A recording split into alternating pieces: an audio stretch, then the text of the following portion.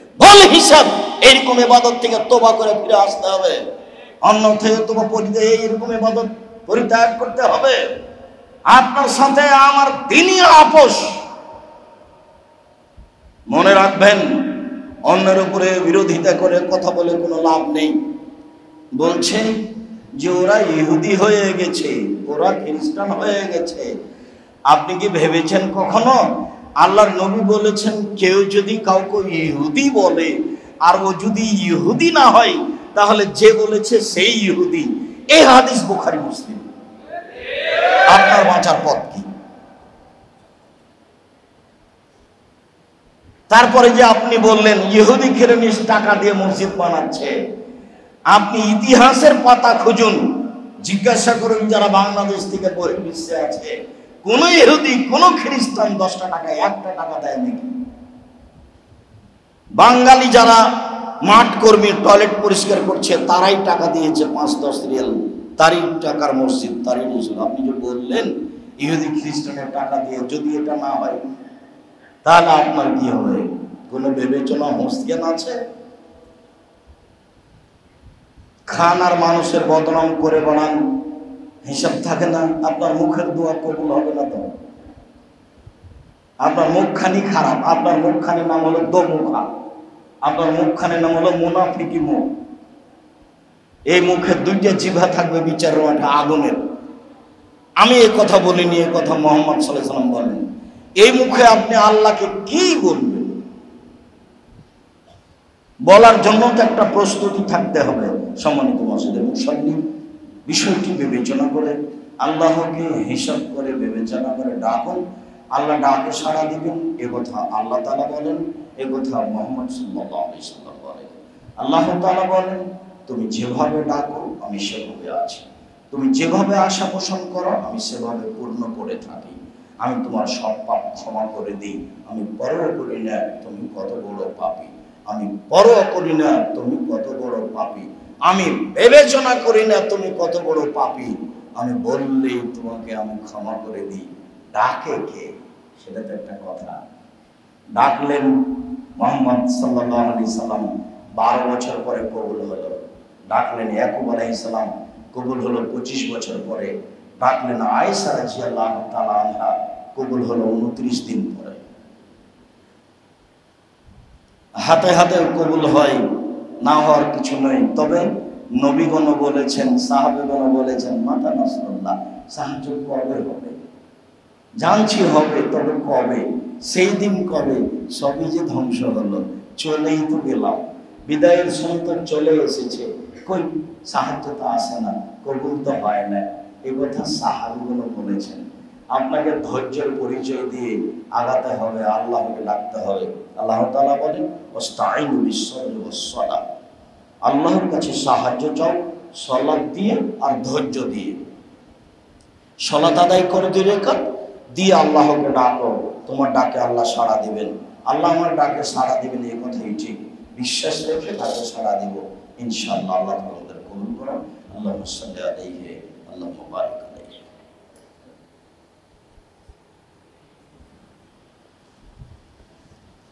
আলহামদুলিল্লাহি ওয়াহদা, আসসালাতু ওয়াসসালামু আলা মান লা নাবিয়্যা বা'দা। আবু হুরায়রা রাদিয়াল্লাহু তাআলা আনহু বলেন, রাসূল সাল্লাল্লাহু আলাইহি সাল্লাম বলেছেন, মান লাম ইয়াসআলিল্লাহ ইয়াগদাব আলাইহি, যে আল্লাহকে ডাকে না তার উপরে আল্লাহ অসন্তুষ্ট হন। এইবার মুখখান যে বন্ধ করে থাকছেন সারাদিন 24 ঘন্টা, একবার যে বলছেন না আস্তাগফিরুল্লাহ ওয়া আতুবু ইলাইহি। আল্লাহর নবী কোন জায়গাতে বসলে 70 বার বলতেন আস্তাগফিরুল্লাহ ওয়া আতুবু ইলাইহি, 70 বারের অধিক বলতেন। আপনি সারা দিনে আজকে খুঁজে পাবেন না কয়বার বলেছেন আস্তাগফিরুল্লাহ ওয়া আতুবু ইলাইহি। কি ডাকেন আপনি?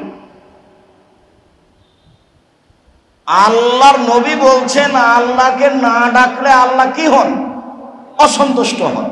তো তাহলে আমি আর আপনি তো আল্লাহকে অসন্তুষ্ট করেই রেখেছি, তাহলে কেমন হবে? রাসূল সাল্লাল্লাহু আলাইহি ওয়াসাল্লাম বলছেন, এবার খুব মনে রাখতে হবে,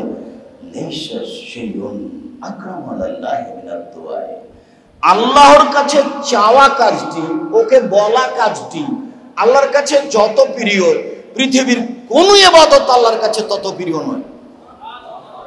হজ একটা বড় ইবাদত, অনেক পয়সা খরচ হয়, এরপরেও এত প্রিয় ইবাদত নয় আল্লাহর কাছে।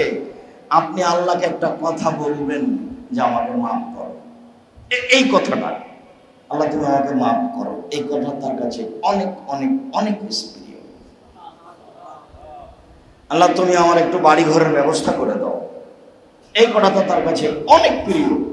আমার ছেলেটাকে একটা মানুষের মতো মানুষ করে দাও, এই কথাটা তার কাছে অনেক প্রিয়। চুপ থাকলে আপনার উপরে অসন্তুষ্ট। তার কাছে চাওয়া কাজটি ওর কাছে যত প্রিয়, পৃথিবীর কোনো ইবাদত তার কাছে তত প্রিয় নয়। তার সাথে এবার আর একটা হাদিস, রাসূল সাল্লাল্লাহু আলাইহি সাল্লাম বলেন, লাইসা শাইউন আহাব্বা ইলাল্লাহি মিন কাতরাতাইনি ওয়া সারাইনি, এক ফোঁটা চোখের পানি আল্লাহর ভয়ে আল্লাহর কাছে যত প্রিয়, পৃথিবীর কোনো ইবাদত তার কাছে তত প্রিয় নয়।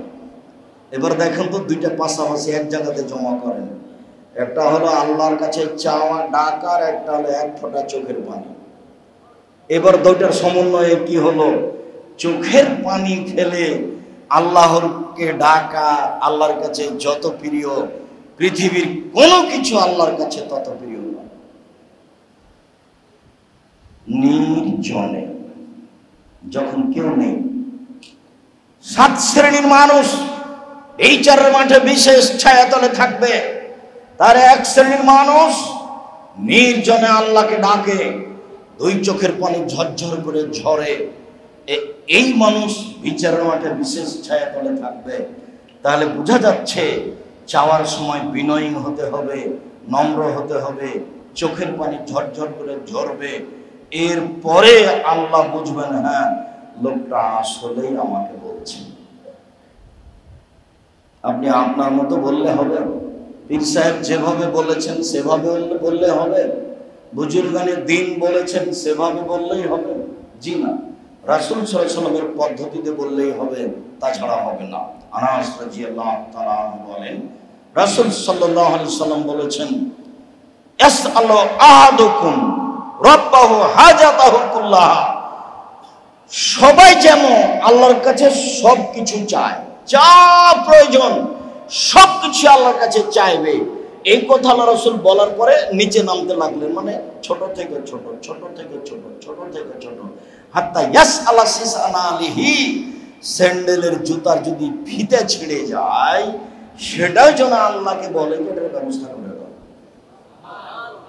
স্যান্ডেলের জুতা ফিতে এই কথা নয়, কিন্তু এটার অর্থ হলো এই যে একটু কাজ করো, একটা দা লাগবে, দা কুড়াও, আল্লাহ তুমি এটার ব্যবস্থা করো, এই কথাটা তাকে বলতে হবে। একটা মেয়াজ, একটা খড়ি, একটু আগুন, একটু লবণ, যেটা কিনতে বেশি কিছু ভারী লাগে না, একটা মরিচ, একটা মরিচ হলে সকালের পান্তা খাওয়া হবে, কিন্তু উপস্থিত নেই, পাশের ঘরের রুমে এক বন্ধু আছে, আল্লাহ তুমি ব্যবস্থা করো, তারপরে বলেন দোস্ত মরিচ আছে। এটার অর্থ হলো এই, ছোট থেকে ছোট, বড় থেকে বড়, সবকিছু যেন আদম সন্তান আল্লাহর কাছে চায়। মানুষের কাছে চাইলে উনি অসন্তুষ্ট হন, দিতে পারি আমি, আর তুমি আর একজনকে গিয়ে বলো, মানে পীর সাহেবকে বললে হবে? বিপদে পড়লে এই জন্য কি তদবির আছে, হুজুর হুজুর সব তদবির করে দেন, পীর সাহেব তদবির করে দেন, হলো এটা? তদবির রাসূল সাল্লাল্লাহু আলাইহি ওয়াসাল্লামের করাটা নিতে হবে, আল্লাহর কাছে চাইতে হবে। কি পদ্ধতিতে? তা আজকের আলোচনায় সম্মানিত দিনী ভাই বোন বলছিলাম, সূর্য ঢোলার পরপরই চাইলে কবুল হয়, কেন?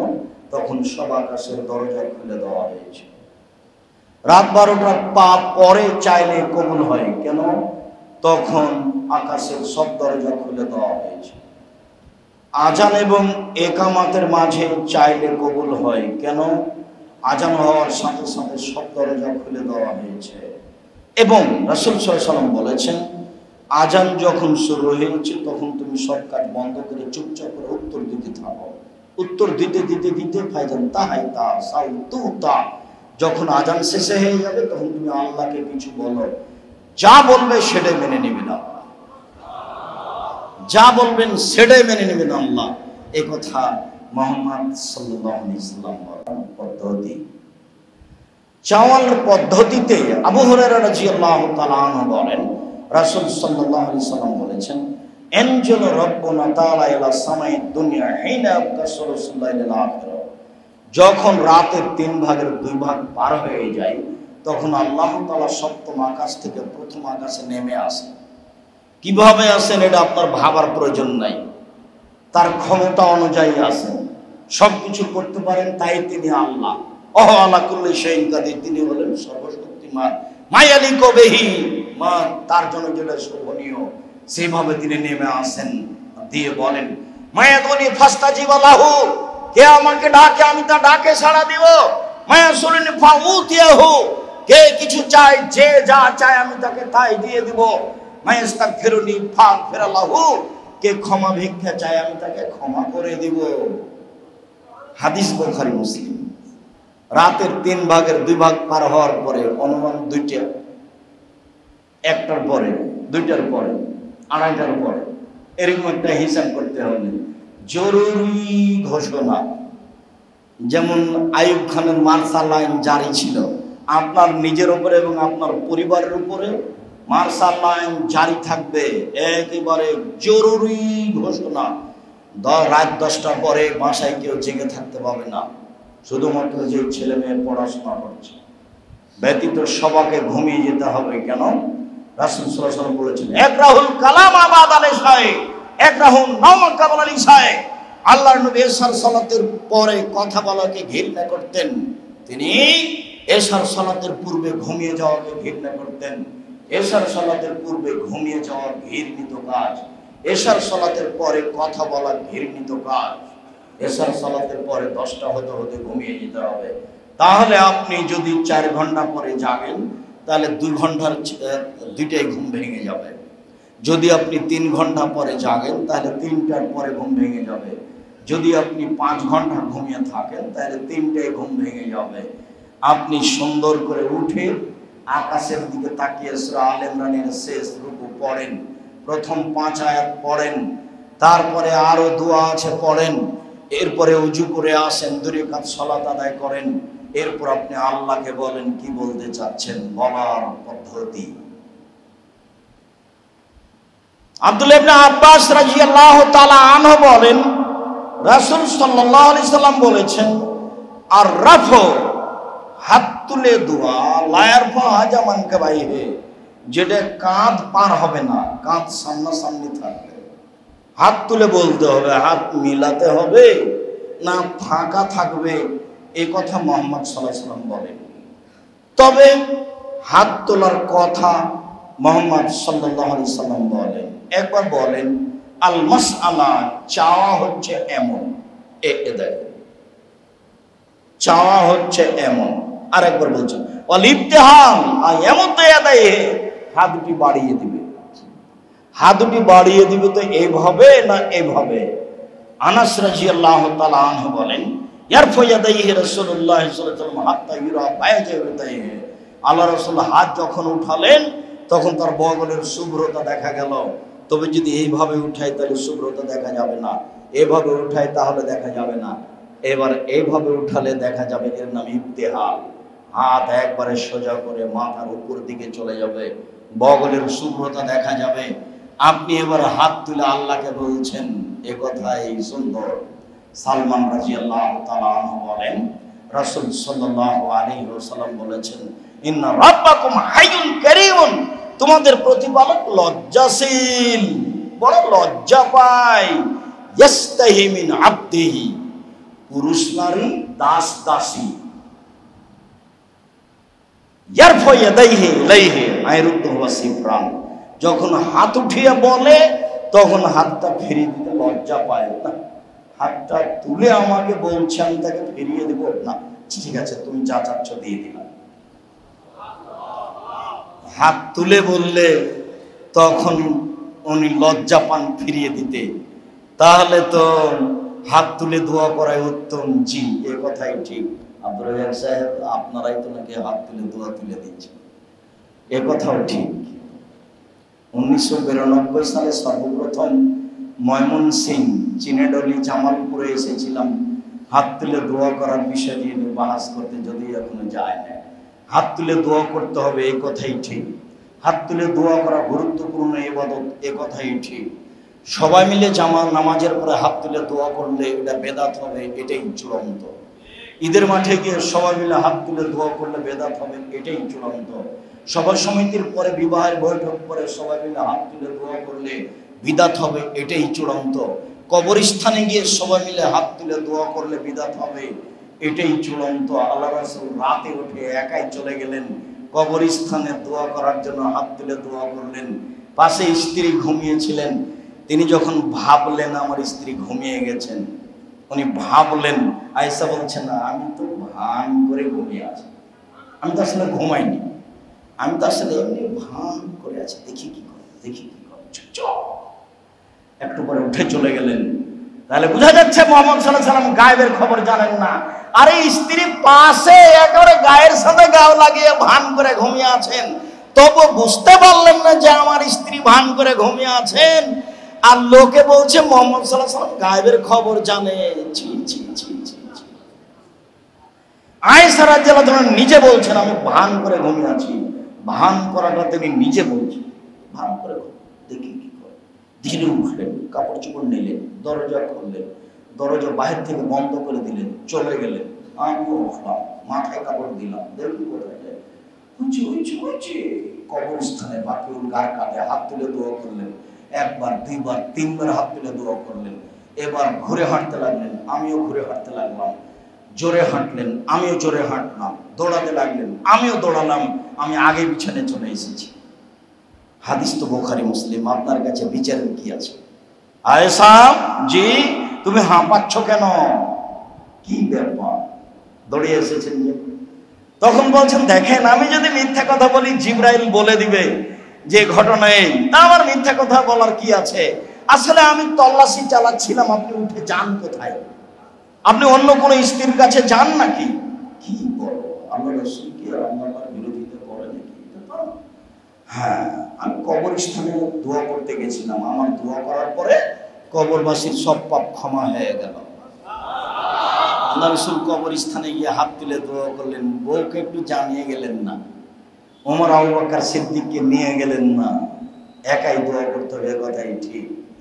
যখন ইব্রাহিম আলাইহিস সালাম দুধের বাচ্চা ইসমাইল এবং স্ত্রীকে কাবা ঘরের পাশে রেখে দিলেন, বুখারী মুসলিমের হাদিসে এসেছে আলাল মসজিদে, ইব্রাহিম আলাইহিস সালাম তার স্ত্রীকে দুধের বাচ্চা ইসমাইলকে কাবা ঘরের পাশে জমজম কূপের উপর গাছের নিচে রেখে দিলেন। উল্টা ফিরে যেতে লাগলেন, পিছনে পিছনে স্ত্রী হাঁটতে লাগলেন, বলতে লাগলেন কোথায় যাচ্ছেন ইব্রাহিম, কোথায় যাচ্ছেন? একবারে ঘুরে দেখছেন না। তখন বলছেন আরে কোথায় আপনি যাচ্ছেন? এমন একটা উপত্যকায় ছেড়ে যাচ্ছেন যেখানে মানুষজন নেই, ঘাস পাতা নেই, পশু প্রাণী কিছুই নেই।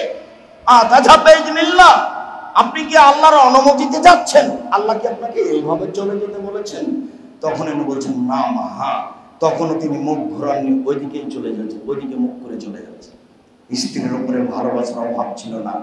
90 বছর বয়সে একটা বাচ্চা পেয়েছেন, বাচ্চার উপরে ভালোবাসার অভাব ছিল না। উপর থেকে আদেশ হয়েছে তাই এভাবে চলে যেতে হবে। একটু দূরে গিয়ে কাবা ঘরের দিকে মুখ করে হাত তুলে বলছেন রব্বানা ইন্নী আসকানতু মিন যুররিয়াতি বিওয়াদিন গায়রি যি যারইন ইনদা বাইতিকাল মুহাররাম, হে আমার প্রতিপালক, আমার পরিবারের কিছু অংশ তোমার ঘরের পাশে রেখে দিলাম যেখানে মানুষ জন্তু নেই, ঘাস পাতাও নেই, কোনো কিছুই নেই, মরুভূমিতে পাথরের উপর রেখে দিলাম। তার ভালোবাসার অভাব ছিল না, কিন্তু উপর থেকে আদেশ আছে এইভাবে বউ স্ত্রীকে ছেলেকে রেখে যেতে হবে। আপনি একটু রেখে আসেন দেখি কেমন লাগে, পরীক্ষা করে দেখবেন। এটা উপর থেকে আদেশ ছিল, তার নাম পরীক্ষা। সম্মানিত দিনী ভাই বোন, আল্লাহ রাসূল হাত তুলে দোয়া করাটাকেই পছন্দ করছেন। ইবাদত বান্দেগী করতে থাকবেন, যখন কোনো কিছু বলতে যাবেন খাস করে তখন রাতে 2 রাকাত সালাত আদায় করে এই পদ্ধতিতে হাত তুলে দোয়া করবেন। পদ্ধতি বুরাইদা রাদিয়াল্লাহু তাআলা আনহু বলেন সামিয়া রাসূলুল্লাহ সাল্লাল্লাহু আলাইহি ওয়াসাল্লাম রাজুলান, আল্লাহর নবী একটা লোককে দোয়া করতে শুনলেন। লোকটা বলল আল্লাহুম্মা ইন্নী আসআলুকা বিআন্নাকা আনতাল্লাহ, আল্লাহ তোমার কাছে চাচ্ছি এই জন্য যে তুমি আল্লাহ। এই জন্য তো চাচ্ছি। আনতাল্লাহ, লা ইলাহা ইল্লা আনতা, তুমি আল্লাহ, তুমি ছাড়া কোনো মাবুদ নেই। আল্লাহুস সামাদ, আল্লাহ একক, নিরপেক্ষ, মুখাপেক্ষিহীন। লাম ইয়ালিদ, তিনি কাউকে জন্ম দেননি। ওয়ালাম ইউলাদ, তার কারো থেকে তিনি জন্ম নেননি। ওয়ালাম ইয়াকুল লাহু কুফুওয়ান আহাদ, তার সমকক্ষ কেউ নেই। এই বলে যখন দোয়া করলেন তখন আল্লাহ রাসূল বলছেন, দা বিসমিল আজম, এই লোকটা ইসমে আজম দিয়ে দোয়া করেছে। এই যা দয়া বিহি আজাবা, ওই যা সইলা বিহি আতা, এই দিয়ে দোয়া করলে কবুল হয়ে যায়।